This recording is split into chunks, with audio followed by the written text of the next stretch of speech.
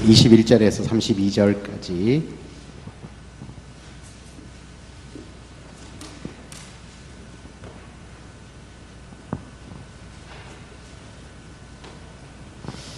창세기 5장 21절에서 32절 다 같이 한번 합독하겠습니다. 에녹은 65세에 무드셀라를 낳았고 무드셀라를 낳은 후 300년을 하나님과 동행하며 자녀들을 낳았으며 그는 365세를 살았더라. 에녹이 하나님과 동행하더니 하나님이 그를 데려가심으로 세상에 있지 아니하였더라. 무드셀라는 라멕을 낳았고 라멕을 낳은 후 782년을 지내며 자녀를 낳았으며 그는 969세를 살고 죽었더라. 라멕은 812세를 아들을 낳고 이름을 노아라 하여 이르되 여호와께서 땅을 저주하심으로 수고롭게 일하는 우리를 이 아들이 안위하리라 하였더라. 라멕은 노아를 낳은 후 595년을 지내며 자녀들을 낳았으며 그는 777세를 살고 죽었더라. 노아는 500세 된 후에 셈과 함과 야벳을 낳았더라. 아멘. 아멘. 우리 옆에 한번 인사 나누시죠. 잘 오셨습니다. 큰 은혜 받으십시오. 큰 은혜 받으십시오. 네. 이제 완전 봄이다, 그죠? 우리 교회도 벚꽃이 다 피어갈 것 같은데 꽃 구경하러 교회 오세요. 우리 이 시간 찬양 하나 하고 같이 말씀 듣겠습니다. 아무도 예배하지 않는 그곳에서 우리 주를 예배하리라. 우리 예배자라 찬양. 아무도 예배하지 않는 그곳에서 주를 예배하리라. 아무도 찬양하지 않는 그곳에서 나 주를 찬양하리라. 누구도 헌신하지 않는 그곳에서 주께 헌신하리라. 누구도 증거하지 않는 그곳에서 나 주를 증거하리라. 내가 밟는 모든 땅, 내가 밟는 모든 땅 주를 예배하게 하소서. 주의 보혈로 덮어지게 하소서. 내가 선이고 주의 거룩한 곳 되게 하소서. 주의 향기로 물들이소서. 내가 밟는 모든 땅, 내가 밟는 모든 땅 주를 예배하게 하소서. 주의 보혈로 덮어지게 하소서. 내가 선이고 주의 거룩한 곳 되게 하소서. 주의 향기로 물들이소. 우리 처음부터 다시 고백할까요? 아무도 예배하지 않는 그곳에서 주를 예배하리라. 아무도 찬양하지 않는 그곳에서 나 주를 찬양하리라. 누구도 헌신하지 않는 그곳에서 주께 헌신하리라. 누구도 증거하지 않는 그곳에서 나 주를 증거하리라. 밟는 모든 땅 주를 예배하게 하소서.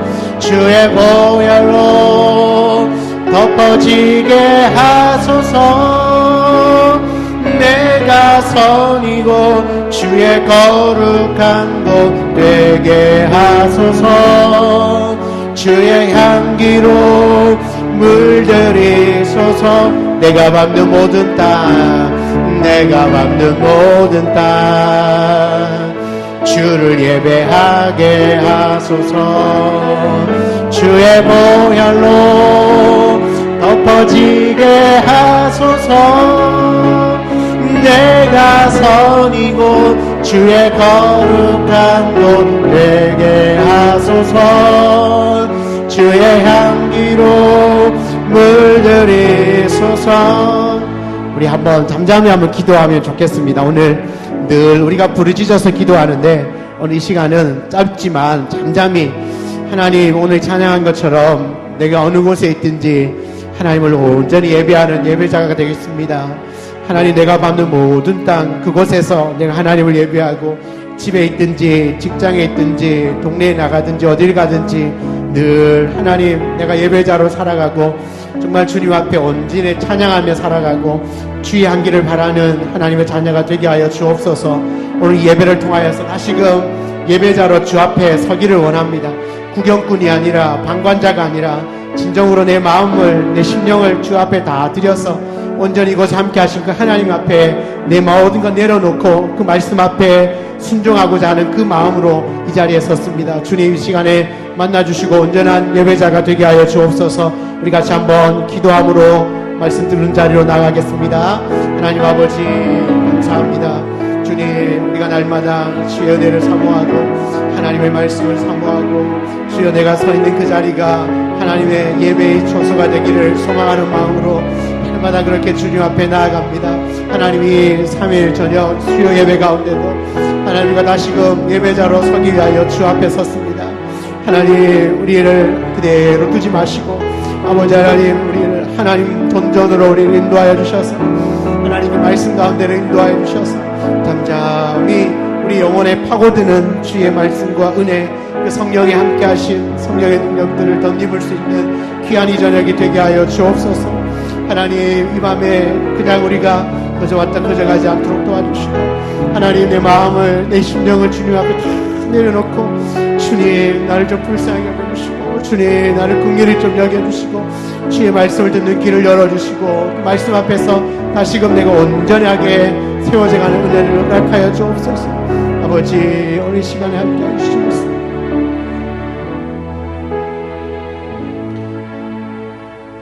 하나님 너무나 감사합니다. 매일매일의 삶을 하나님이 동행하여 주셔서 감사합니다. 늘 예배자로 어디 곳에 있든지 서 있을 수 있도록 은혜 베푸셔서 감사합니다. 주님 사랑하는 성도들 모두가 주님 앞에 온전한 예배자가 되게 하여 주옵소서. 주님이 찾으시는 예배자 내 마음과 심령을 온전히 하나님께 드리는 예배자 정말 하나님 그 한 분만으로 기뻐하고 즐거워하고 감사하고 다른 그 어떤 것들로 인하여서 만족하는 것이 아니라 하나님 한 분만으로 만족하고 그분만을 온전히 바라보는 그런 믿음의 사람으로 또 그 믿음으로 주님 앞에 나와 예배하는 예배자 그 예배자가 바로 우리 사랑하는 성도들 다 되게 하여 주옵소서. 오늘 이 시간에도 주의 말씀을 듣습니다. 그 말씀을 들려지는 말씀 가운데 그 말씀 붙들고 또 순종함으로 승리하는 저희들의 삶이 되게 하여 주옵소서. 예수님의 이름으로 기도합니다. 아멘.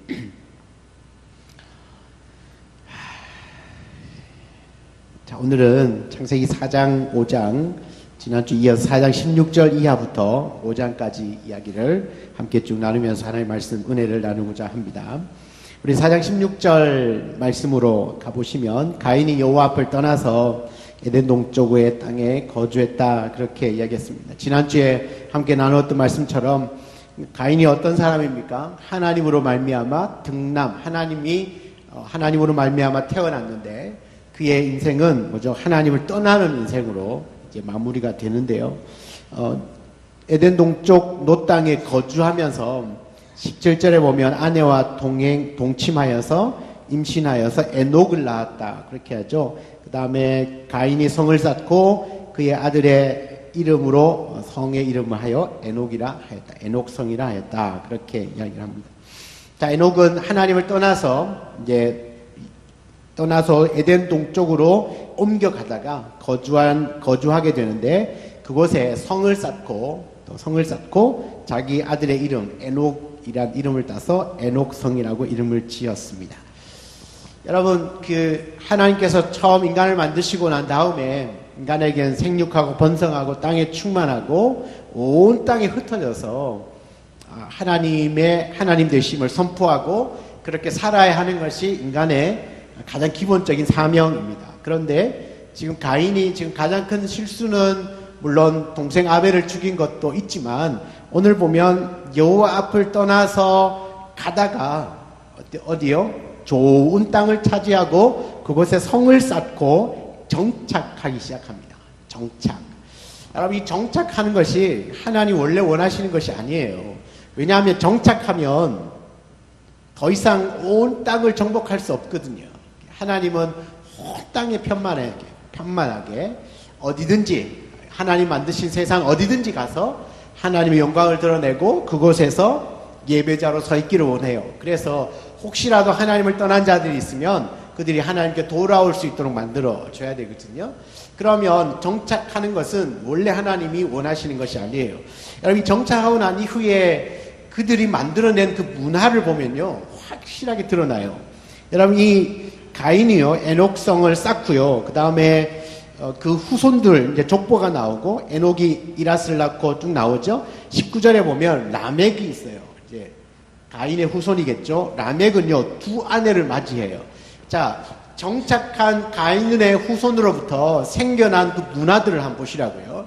그 문화들이 어떤 문화인지, 이게요, 기가 막히게 현대 도시 문명입니다. 도시 문명. 그래서 우리는 하나님을 더 깊이 만나고 은혜를 받는 건 도시 문명이 아니에요. 그러니까 도시 안에는 하나님으로부터 점점점 멀어지게 하는 문화들이 굉장히 많이 있거든요. 그런데 그게 어느 날 갑자기 이루어진 것이 아니라 벌써 이 태초에 거의 인류가 시작되어질 때부터 그 가인의 후손으로부터 만들어진 그 문화들을 보면 지금 오늘의 현실과 너무나 비슷하게 이렇게 오버랩이 되는 것을 봐요. 자, 몇 가지를 한번 볼게요. 라멕이요, 두 아내를 맞이했대요. 두 아내가 뭐죠? 일부다처 아닙니까? 일부다처. 한 남자의 여러 명의 아내를 거느리고 있었다는 거죠. 하나의 이름은 아다고, 하나는 실라였어요. 거기 그 이슬람의 무슬림들은 일부다처가 허용됩니다. 법적으로 허용이 되고요. 또 알라 신을 위하여서, 자기들이 섬기는 알라 신을 위하여서 목숨을 바치면 천국에 가서 4명의 이쁜 아내를 맞이할 수 있답니다. 그래서 그들의 폭탄을 몸에 두르고 적진량을 뛰어듭니다. 그래서 폭탄 테러하면서 죽어요. 그러면 천국 가면 아주 예쁜 미모의 아내를 4명을 거느릴 수 있다는 거죠. 그래서 그런 기대를 가지고 이렇게 가요. 근데 그게 이제 결국은 이제 죄의 모습이죠. 그 이슬람 무슬림 지금도 지하드라고 하는 그 전쟁 지하드는 바로 그렇게 코란에 기록되어져 있는 그런 것들을, 그런 조항들을 믿고 그들은 이제 알라 신을 위하여 목숨을 던지거든요. 저는 지내보니까 한 아내 건사하기도 힘든 것 같아요. 두 아내, 세 아내면 얼마나 힘들까요? 한 명 건드리기도 힘든데 두 사람이나 이렇게 건드린다는 건 참 기가 막히는 것 같은데, 특히 또 무슬림 이야기가 나왔으니까 하는 이야기인데, 그 무슬림들은 많은 아내를 거느리는 것이 자기의 경제력을 과시하는 거래요. 그래서 4명, 능력이 되면 10명의 아내까지도 거느리는 사람들이 있다고 그래요. 근데 어쨌든 그런 모습들은, 이 가인의 후손들, 하나님을 떠난 가인의 후손들의 그 죄악상의 모습들이죠. 자, 그런데 이 두 아내가 아다고 하나는 실라인데요. 아다는 누구를 낳았냐면 야발을 낳았어요. 야발은 장막에서 거주하며 가축을 치는 자의 조상이 되었다. 그러니까 유목민, 가축 유목민들의 가축 치는 자의 조상이 되었어요. 그 다음에 유발은요, 그의 아우의 이름은 유발인데 유발은 수금과 퉁소를 잡는 자의 조상이 되었다. 수금과 퉁소. 오늘날로 말하면 음악의 아버지입니다. 음악의 아버지는 모차르트가 아니라 유발입니다. 그러니까 이미 이 고대 때부터 가축 치는 자의 조상, 그 다음에 수금과 퉁소, 음악의 아버지 유발을 낳았다는 거죠. 그 다음에 실라가 있는데요. 실라는 누구를 낳았냐면 두발가인을 낳았어요. 두발가인. 여러분 두발가인은요, 구리와 쇠로 여러 가지 기구를 만드는 자라고 설명하고 있습니다. 여러분 이 시대가 지금 어느 시대인가요? 구석기 시대입니까? 신석기 시대입니까? 청동기 시대입니까? 철기 시대입니까? 너무 오래전에 배워가지고 잘 모르겠죠? 제가 오늘 딸내미 때문에 그 문구점 가서 각도기를 사오라고 그래. 각도기가 뭔지 생각이 안 나가지고 그 주인 아저씨한테 각도기를 달라고 하니까 이렇게 어디에 있다 하더라고요. 아무리 찾아봐도 없는 거예요. 그래서 비슷한 걸 딱 들고 이거 혹시 맞냐고 하니까 맞다고 그러더라고요. 너무 오래 지나서 잊어버리셨죠? 네, 우리 세계사나 역사나 사회체계 공부할 때 보면 우리가 구석기, 돌 가지고 이렇게 깰 때, 그 다음에 조금 더 발전하면 뭐 신석기, 그 도구를 뭐 막대기를 이용한다든지 뭐 하다가, 그 다음에 청동기를 발견해가지고 청동 제품을 쓰고, 그 다음에 철을 발견해가지고 철기 제품을 쓰잖아요. 이 시대가요, 굉장히 오랜 시대입니다. 구석기 몇천 년, 신석기 몇천 년, 아니 몇십만 년, 이렇게 해서 시대가 몇십만 년 동안에 뭐 구석기, 신석기, 청동기, 철기 이렇게 발전해 갔거든요. 근데 성경을 가만히 보면요, 이미 이 가인의 그 후손들, 이 시대는 거의 인류가 만들어지고 얼마 지나지 않을 때 아닙니까? 그죠? 그런데 이미 뭐요? 청동기 제품과 철기 제품을 만들고 있어요. 그러니까 성경적인 관점으로 이 세계사를 보면 하나님이 인간을 만드셨을 때 처음부터 철기와 청동기가 있었다는 이야기예요. 그러니까 몇십만 년이 지나가면서 돌로 돌로 두드리다가 나중에 청동을 발견해가 청동기를 쓰고 철기를 발견해가 철기를 쓰고 이게 아니었다는 얘기죠. 하나님 처음부터 인간에게 지혜를 주셔서 그런 것들을 사용할 수 있도록 하나님이 지혜도 주셨고 기술도 주셨다는 거죠. 이것이 우리가 성경을 보면서 세계사를 보는 눈입니다. 시각이죠. 그러니까 우리가 학교에서 배우는 이런 이야기들이 얼마나 성경과는 잘못된 이야기들을 배워오는지 몰라요. 그래서 뭐 그 이야기를 하려는 게 아니고 일단 두발가인 구리와 쇠, 그러니까 청동기 제품과 철기 제품을 이미 만들었다. 그러면 뭐요? 이 청동기와 철기를 가지고 뭐 농사 짓는 데 필요한 농기계도 만들겠지만 딱 떠오르는 게 뭐겠습니까? 무기를 만들겠죠. 무기. 그러면 누가 더 강력한 무기를 만드느냐에 따라서 힘을 가지겠죠. 그러면 그 힘을 가진 자가 더 약한 자들을 지배하겠죠. 그래서 점점점 가인의 후손들이 만들어낸 이 세상이 뭐요? 힘, 파워를 갖고 있는 사람이 이제 많은 사람들 위해 군림하기 시작합니다. 그래서 생겨난 게 뭐예요? 왕이 딱 등장하기 시작합니다. 이 세상의 왕이 등장하는데 이 세상의 왕은 전부 힘 있는 왕들. 그 힘이 뭐냐면 이렇게 뭐 이런 청동기나 철기 제품을 가지고 전쟁을 통하여서 더 약한 민족들을 정복하면서 그들에게 힘으로 누르고 군림하고 왕이 되는 거죠. 그래서 왕이 되면 약한 자들로부터 이제 조공을 받는 거죠. 그래서 아무 일을 하지 않아도 편안하게 그 권세를 누리면서 살아가요. 그렇게 해서 더 힘이 키워지면 더 먼 지역으로 가서 또 다른 민족들을 정복하고. 그래서 이 세상이 점점점 힘이 다스려지는 세상으로 바뀌어져 가는 거죠. 그러면 이 당한 사람들 가만히 있습니까? 또 자신도 힘을 키워가 언젠가는 역전시키려고 하겠죠. 그러면 여기서 당하다가 어느샌가 저 다른 한편에서는 또 다른 무기를 만들어 가지고 지금 나를 공격해 들어오는 저 왕을 치고 또 정복하려고 하겠죠. 그러면 뭐요? 이 인류 세계사는 끊임없이 뭐가 끊어지지 않을까요? 전쟁이 끊어지지 않습니다. 전쟁이. 자, 하나님을 떠난 가인과 그의 후손들이 만들어내는 세계사가 어떤 거냐면 드디어 이 세계사가 힘이 이제 파워가 세상에 등장하기 시작하고 그 파워를 갖고 있는 힘을 갖고 있는 사람들이 전쟁을 통하여서 약한 자를 정복하기 시작하고 다스리기 시작하는데요. 그러면서 이 인류 세계사가 끊임없는 전쟁의 연속이라는 거죠. 어떤 세계학자들은 역사학자들은요, 세계사는 곧 전쟁사라고까지 말해요. 세계사는 곧 전쟁사다. 세계사 어떤 한 나라의 흥망성쇠는 전쟁의 역사 속에서 한 나라가 망하기도 하고 흥하기도 했다는 거죠. 그러니까 누가 더 많은 힘을 가지느냐. 그런데 여러분, 오늘날 똑같지 않습니까? 누가 힘을 더 많이 가진 자 앞에서는 누구나 다 그 앞에서 이제 무릎을 꿇죠. 그래서 누구나가 다 힘을 가지려고 지금도 사람들이 애를 쓴다는 겁니다. 그래서 힘을 가진 자들은 도시 문화를 건설하고요. 그 도시 문화 모여서 계속해서 모여 살아야죠. 왜요? 더 많은 사람이 있어야 전쟁할 때 더 용이할 거 아니에요. 그죠? 10,000명이 모여있는 도시보다는 10만 명이 모여있으면 전쟁할 때 동원할 수 있는 군사력이 훨씬 더 많아질 거 아니에요. 그러면 뭐죠? 성을 더 넓게 쌓아야 되고 더 튼튼하게 쌓아야 되고 그 성에 모여서 사는 사람들이 더 많아야 됩니다. 하나님은 어떻게 말씀하셨죠?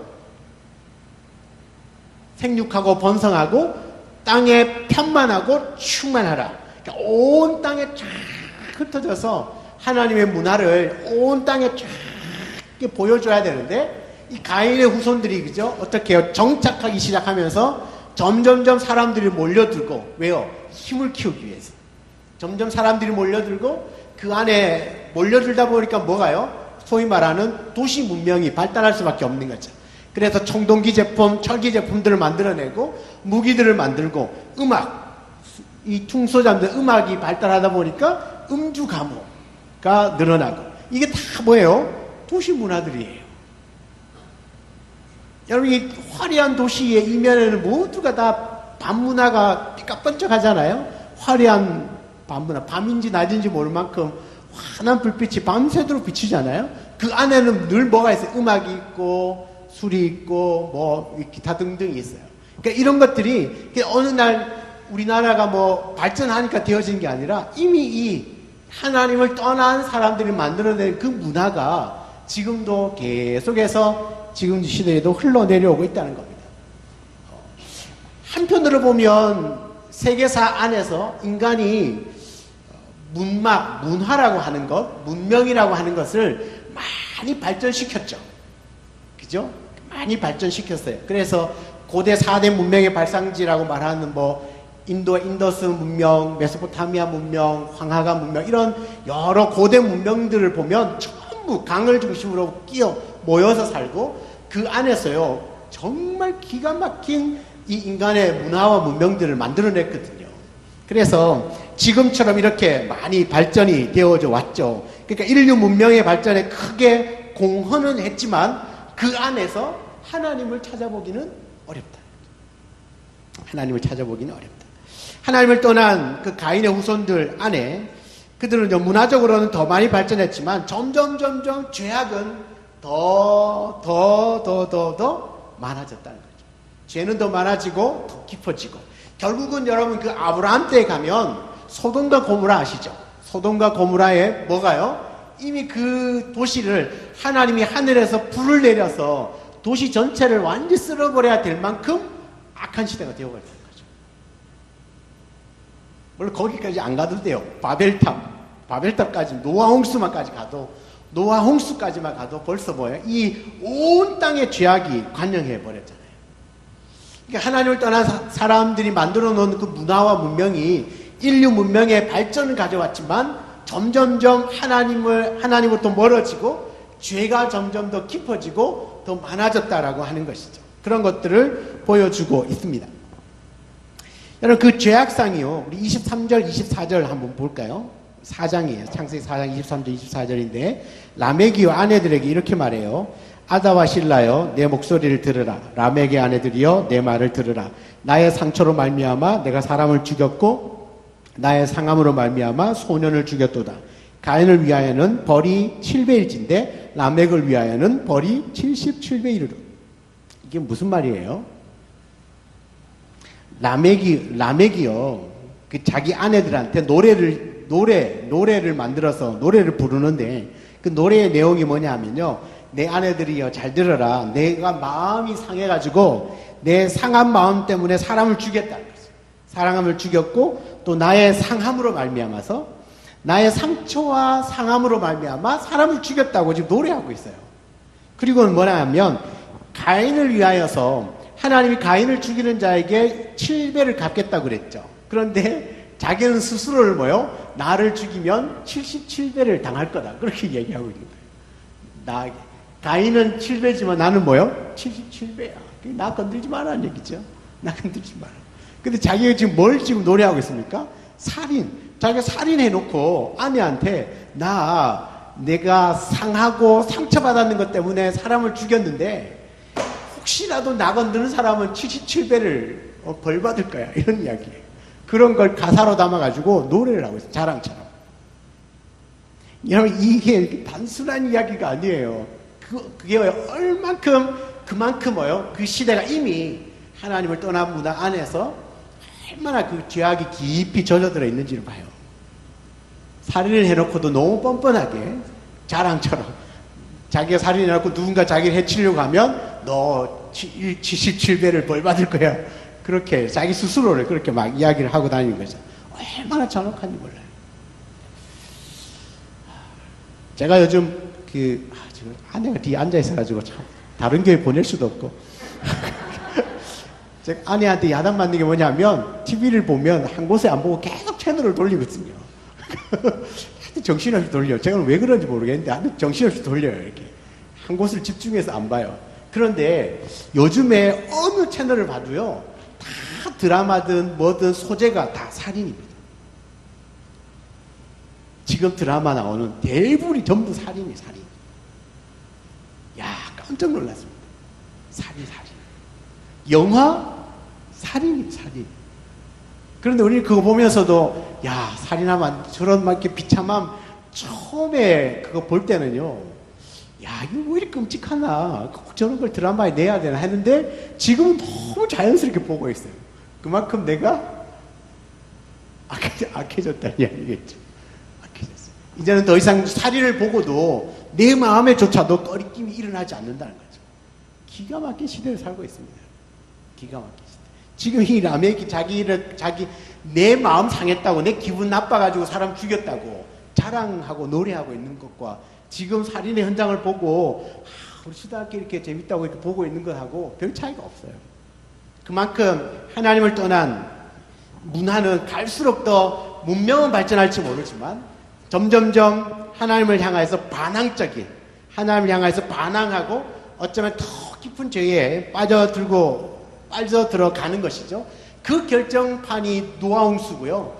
홍수 이후에도 새로 달라질 것처럼 여겨졌지만 별로 달라지지 않고 또 바벨탑을 쌓아요. 바벨탑을 쌓죠. 바벨탑 이후에 하나님이 언어를 혼잡게 하셔서 다시 한번 빵 흩으셨지만 또 소돔과 고모라가 일어나고요.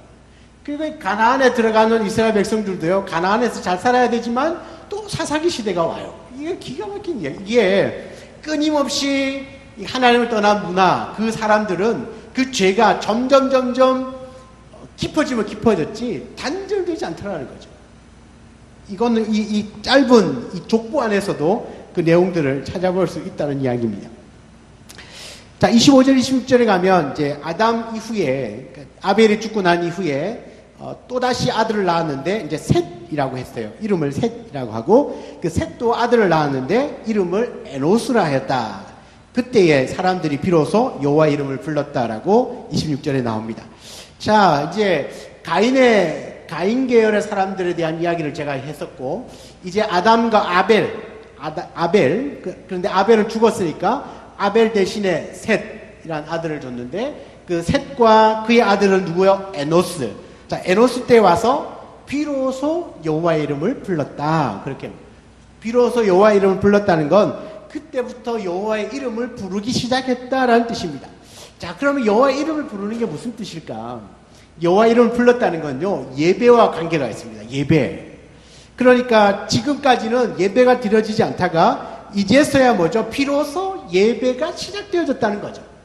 예배가 시작되어졌다. 가인에게는 예배 드렸다는 이야기가 없어요. 그죠? 물론 가인이 실패하고 난 이후에, 제사를 실패하고 난 이후에, 그러나 아담과 셋 계열, 아담과 아벨, 그 다음에 아벨의 대신 주신 셋, 그 다음에 그 에노스 때에 와서야 드디어 뭐죠? 하나님 앞에 예배를 드리기 시작했다라는 겁니다. 그러면 우리가 짐작해 보건대 그 셋과 에노스 그 다음에 계속 이어 내려갈 그 족보의 사람들은, 그러니까 그의 후손들은 다 어떤 사람들일까요? 예배하는 사람들이겠죠. 그래서 이 세상은 거대한 두 문명이 큰 줄기로 흘러갑니다. 하나는 가인 계열의 하나님을 떠난 사람들로 말미암아 세워진 그 문화와 계열들, 가인 계열들, 반대쪽은 뭐죠? 셋과 셋 계열로, 셋의 후손들로 말미암아 하나님을 예배하는 예배 공동체가 이제 생겨나기 시작을 하는 겁니다. 그래서 세계사 안에 두 개의 큰 물줄기가 쫙 이렇게 세계사를 흘러오고 있어요. 가인 계열과 셋 계열이 쭉 이렇게 흘러가요. 끊임없이 이 두 계열은 대립을 해요. 여러분 보세요. 가인 계열은요, 세계 인류 문명에 큰 지대한 공을 세웠습니다. 맞죠? 여러 문명들을 만들어냈잖아요. 그런데요, 셋 계열은요, 특별하게 한 일이 없어요. 그냥 아이를 낳고 죽고, 조금 더 심하면 낳고 죽고, 뭐 이런 거 별로 특별하게 했다는 이야기는 없는데, 성경에 보면 에녹 때 가서 뭐죠? 하나님과 동행했다, 그런 이야기도 하고, 또 나중에 가면 뭐 노아와 같은 사람들이 등장하고, 그러니까 별로 특별한 사건과 이 인류 문명에 지대한 공을 세운 어떤 흔적들은 없지만, 그래도 소소하게 이 셋 계열이 하나님과 계속해서 연결되어지고 있다는 사실을 중간중간에 몇 명을 통해서 탁 던져주고 있어요. 에녹을 통해서는 하나님과 동행했다. 그러니까 노아도 마찬가지고요. 그렇게 이렇게 계속해서 셋 계열들이, 셋의 후손들이 이어져 내려가고 있는 거죠.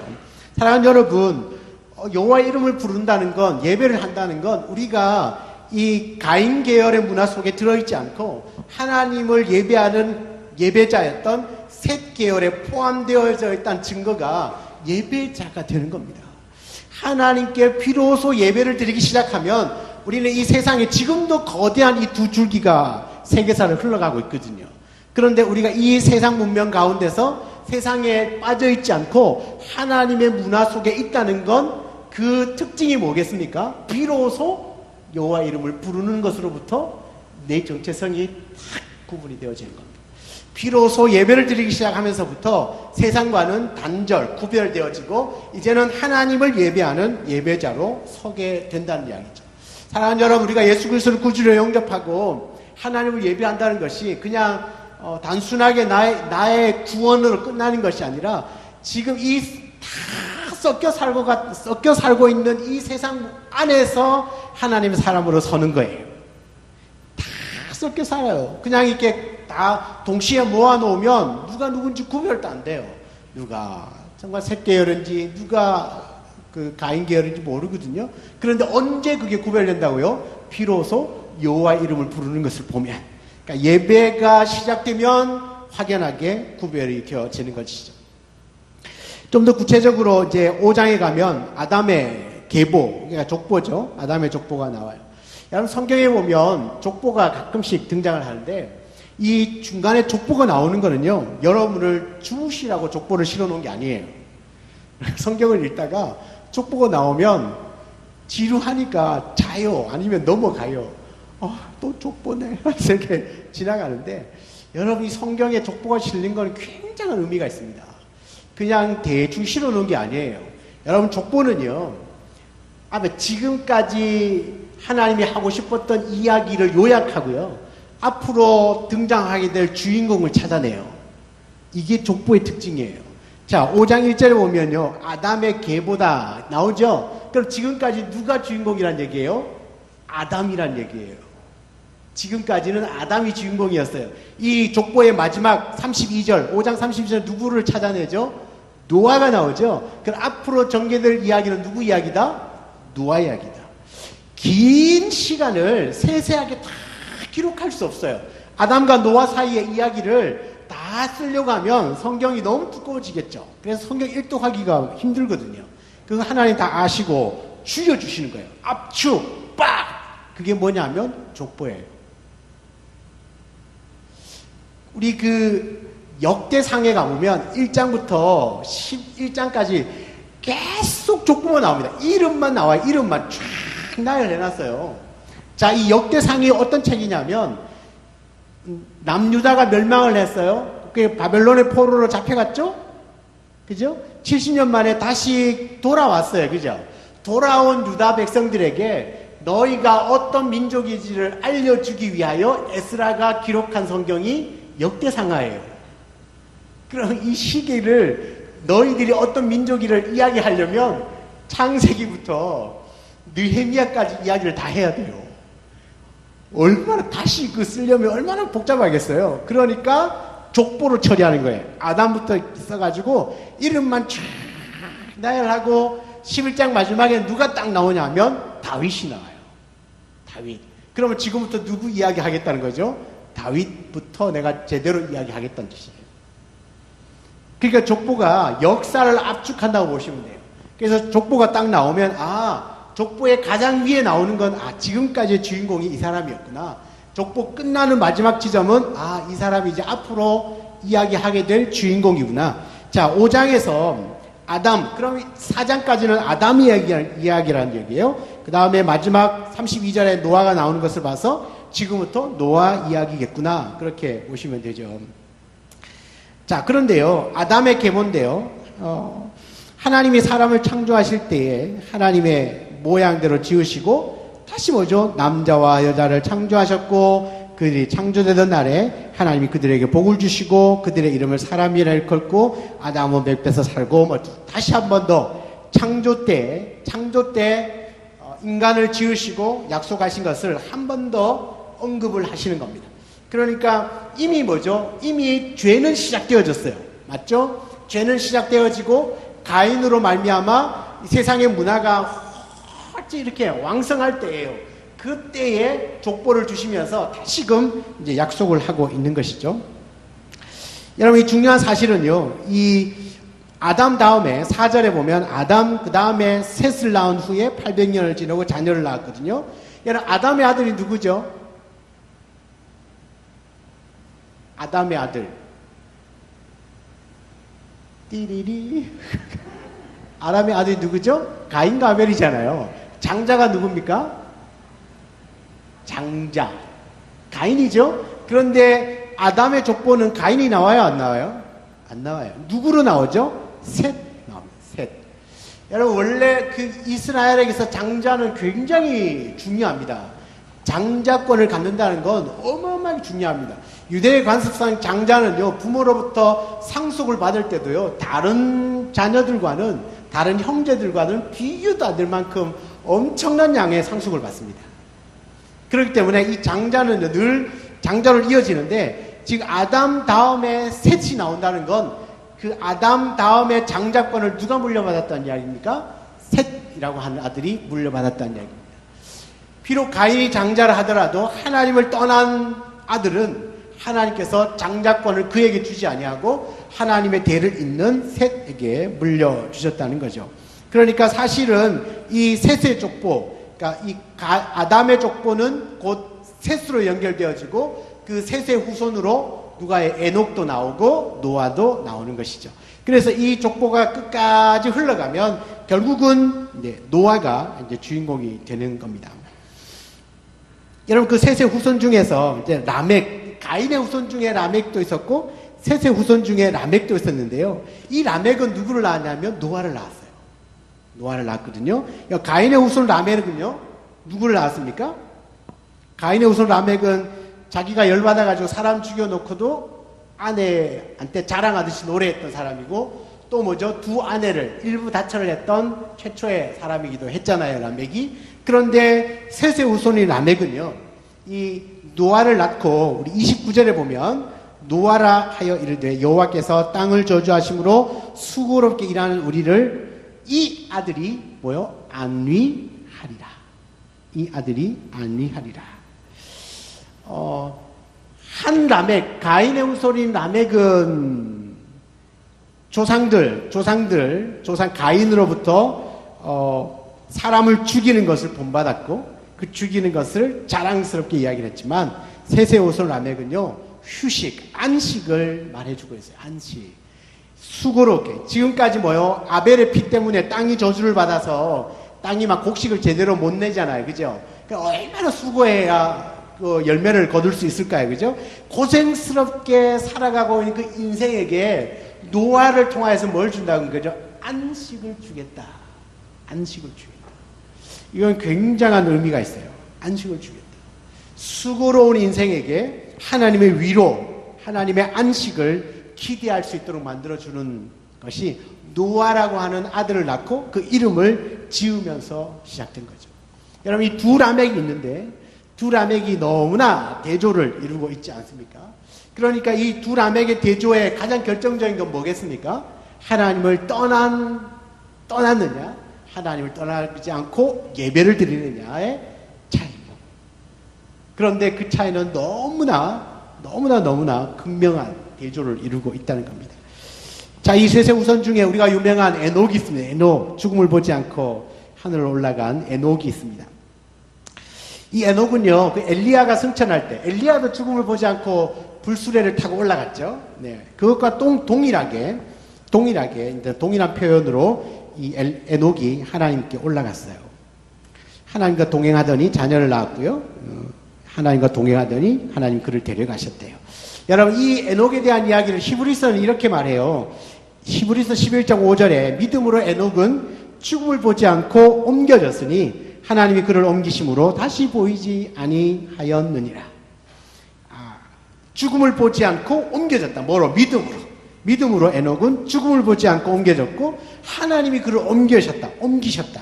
그리고 에녹에 대한 이야기는요, 하나님을 기쁘시게 하는 자다. 그렇게 에녹에 대해서 평가하고 있습니다.